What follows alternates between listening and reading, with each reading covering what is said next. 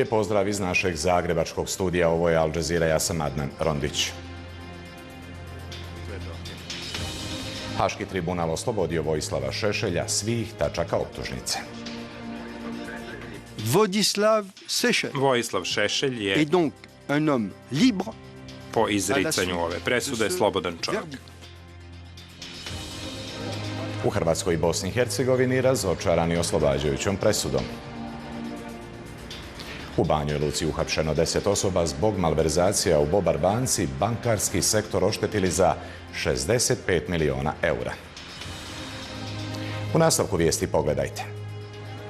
Izbjeglice i dalje odbijaju napustiti domeni na granici sa Makedonijom, okolni kampovi poluprazni.